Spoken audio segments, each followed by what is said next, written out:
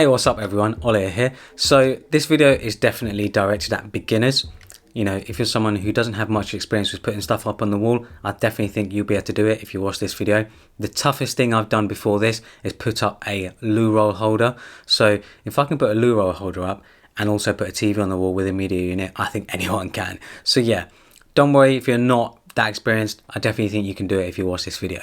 So what you need to get started is a drill, a spirit level or laser level, a TV mount from Amazon or wherever else you want to get a TV mount from, some string or some thin rope so you can use it to feed the cables through the wall, and obviously your media unit. You're also going to need some screws for that media unit to put in the wall. Those screws will very much depend on the type of wall you have. So most modern homes like the one I'm in have plasterboard walls, which make it super easy to drill stuff into. It might seem thin or might seem not that strong at first, but with the right screws and with the right bolts, you shouldn't have an issue. I went with molly bolts. So these molly bolts basically go into the wall, and then as you tighten them up, they sort of flare out to get extra grip and to hold themselves up against the wall.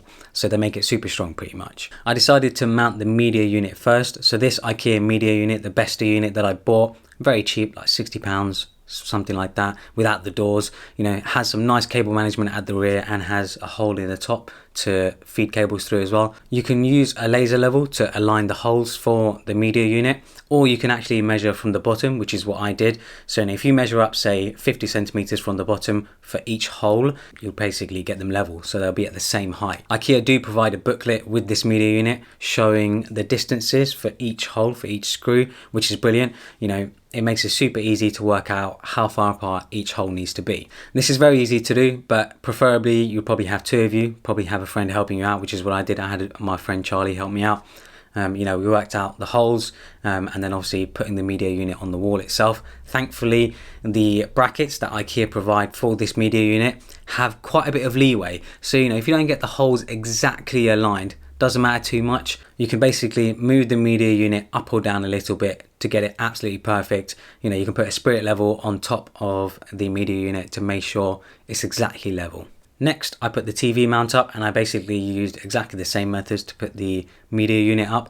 I measured from the top of the media unit to see how high I want the TV mount, and then just aligned where I want the screws with a pencil, with a pen or whatever, and then just drill the holes in. I probably wouldn't recommend the TV mount that I bought. You know, this TV mount, you have to get the holes exactly right to get the TV mount straight, to get the TV straight. I'd recommend a TV mount which has a little bit of leeway on one side so that you can move it up or down just to get it exactly level. I'll leave a link to one down in the description below if I can find one on Amazon that lets you adjust it after you've made the holes. But if I can't, I'll just leave a link to the one that I've bought anyway. Now finally, you'll want to feed the cables through the wall. Now this is a daunting task, and this is probably the thing that concerned me most, because I wanted a very clean looking setup. I didn't want to see the cables or anything, but I was scared to drill massive holes in the wall. So thankfully it wasn't hard at all. You know, if you have plasterboard walls like I do, you can just drill through it with a circular saw, which you can put on the end of your drill. I'll leave a link to that in the description below. One I bought. They're so cheap. You can buy like a pack of circular saws for like £8 or £9, £8 or £10, something like that from Amazon. I think I bought mine for like £8. Comes in a pack. You put it onto the end of your drill, and then you just drill straight into the wall, and it will basically saw out a part of the wall. I did two holes, one where the TV mount is and one where the actual media unit is, and then thankfully I have a bit of a gap between the cement blocks, the cinder blocks, and the actual plasterboard, so I can feed the cables right through. To feed the cables through, I use some string, which I just bought from any old hardware store you can get pretty much.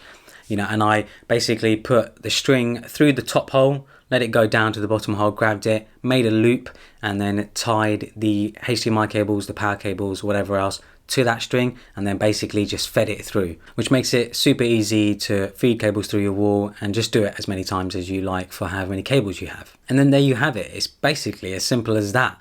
I know it can be daunting at first. It really was for me. I was very scared to basically mess anything up, make any holes that I didn't want to make or whatever. But I just felt like I had to do it. I have to do it. You know, if I want that sort of nice, clean TV setup, I knew I'm going to have to make some holes. And if you do end up making some holes which you don't intend to, you can just fill them up and paint them over, which is exactly what I did. You know, when I first started, I did make some holes which I didn't want to make, you know, for the media unit. I actually didn't get it exactly level, so I had to make some extra holes, but I ended up just filling them in and then having a painter come around and just paint everything over, and now you can't even tell. The wall behind the TV is painted in a paint called Chic Shadow by Deluxe, if you guys are interested. It's a really nice shade of grey, not too dark but not too light either, and it sort of changes depending on the light. So in the day it looks nice and cool, you know, has a sort of bluey, sort of purpley undertone, and in the evening when I have warm lighting on, you know, when I have my lamps on or when I have my ceiling lights on, which are much warmer, it looks much more flatter, much more like a stone grey, which I think it looks awesome, which looks almost a little bit beigey, which I like. The main reason I went for the IKEA Best of Media unit was because I actually couldn't find anything else out there like it. You know, some of the ones I saw out there were just absurdly expensive. You know, this is super cheap, and they're not very customizable. This media unit is very customizable. You can change the doors, you can change the color, you can change what's inside each cabinet. So you can have it just the way you like it, which is exactly what I wanted, because, you know, I can change it down the line if I want to. And also because it's quite light. You know, if you've got a media unit which is made from solid wood or something like that, it's going to be very heavy. And putting that up on walls like plasterboard walls like this, you know, I'd probably be a bit concerned that it's going to rip the wall down. But this IKEA Best of Media unit that I have and the TV and stuff go on the wall completely fine, and they're pretty much solid. The media unit itself consists of 3 small cupboards.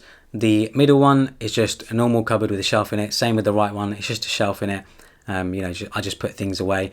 I haven't really organised them properly. I've still got a bit of cable management to do. The leftmost one is a push to open drawer, and I've just chucked, you know, cables and other sort of miscellaneous sort of items in there. The TV I currently have is a 4K 55-inch TV from LG. I've actually done a video on this before. I've done a review, so make sure to check that out. I'll leave a link to it down in the description below.